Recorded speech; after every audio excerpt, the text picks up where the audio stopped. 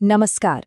आज हम नॉर्वे के एक ऐसे कमाल के रहस्य से पर्दा उठाने वाले हैं जिसने उसे दुनिया के सबसे अमीर देशों में से एक बना दिया। और ये सब हुआ है तेल की बदौलत।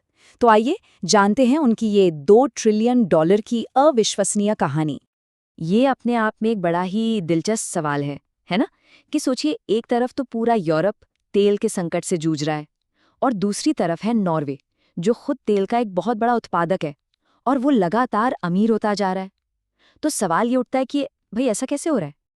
ठीक है, तो चलिए जरा इसमें गहराई से उतरते हैं। देखिए, इसका जवाब सिर्फ इस बात में नहीं है कि उनके पास संसाधन है। नहीं, ये छिपा है कुछ ऐसे फैसलों में जो दशकों पहले लिए गए थे, और वो भी कमाल के अनुशासन के साथ। इस पूरी कहानी को समझने के लिए ना हमें थोड़ा सा समय में पीछे चलना होगा। उस एक लम्हे में जब एक खोज ने नॉर्वे को एक बिल्कुल ही अनोखे रास्ते पर लाकर खड़ा कर दिया था। तो हुआ ये कि साल था 1969, जब नॉर्वे को अपने तट के पास तेल का एक बहुत बड़ा खजाना मिला। अब कोई भी सरकार होती तो शायद जश्न मनाती, पैसा खर्च करना शुरू कर देती, पर उन्होंने ऐसा नहीं किया। उन्होंने दूर की सोची और फैसला किया कि इस पैसे को भविष्य के लिए बचा कर रखा जाएगा। और बस इसी सोच के साथ जन्म हुआ गवर्नमेंट पेंशन फंड ग्लोबल का।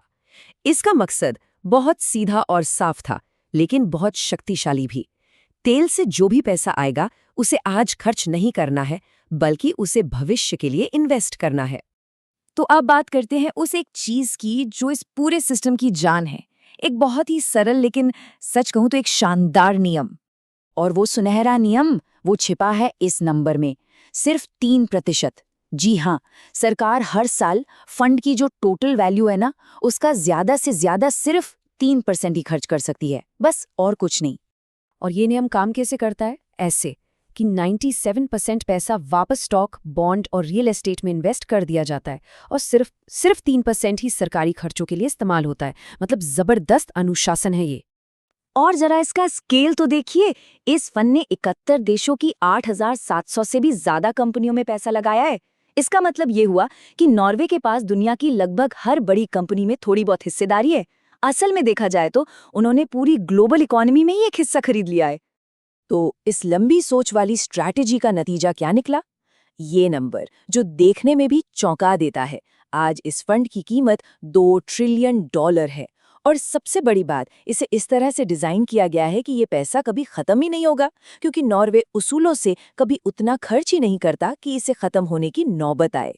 लेकिन नॉर्वे का ये फैसला कितना सही था, ये समझने के लिए हमें एक ऐसी कहानी देखनी होगी जहां सब कुछ बिल्कुल उल्टा हो गया। आइए एक और तेल से मालामाल देश की बात करते हैं जिसने एक बिल्कुल अलग रास्ता चुना था। कहानी की शुरुआत तो यहाँ भी बिल्कुल वैसी ही होती है।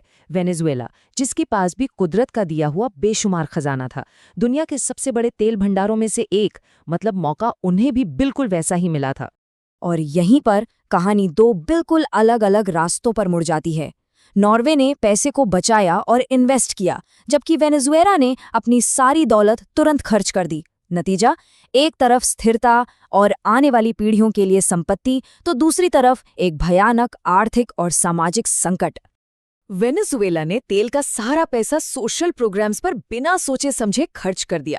नतीजा ये हुआ कि अर्थव्यवस्था पूरी तरह से बैठ गई और हाइपर इन्फ्लेशन ने सब कुछ तबाह कर दिया। और इसके परिणाम कितने गंभीर हो सकते हैं, वो इस एक लाइन से पता चलता है। एक रिपोर्ट के मुताबिक आज वेनेजुएला में इंसान इंसान को खा रहा है। ये दिखाता है कि एक गलत फैसला एक देश को कितनी बड़ी तबाही की ओर ढकेल सकता है। तो अब इन दोनों कहानियों को एक साथ रखकर देखते हैं और समझने की कोशिश करते हैं कि इससे आखिर हमें क्या सबक मिलता है। और सबक बहुत साफ है।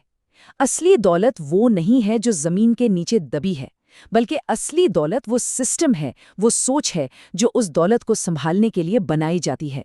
दूरदर्शिता, अनुशासन और एक ठोस सिस्टम, ये किसी भी कच्चे तेल या सोने हीरे से कई ज्यादा कीमती हैं। और अंत में ये एक सवाल है जो सोचने पर मजबूर करता है। अगर एक सीधा साधा नियम एक पूरे देश का भविष्य हमेशा के लिए सुरक्षित कर सकता है, तो फिर किसी के अपने जीवन में अनुशासन की ताकत कितनी हो सकती है? ये वाकई सोचने वाली बात है।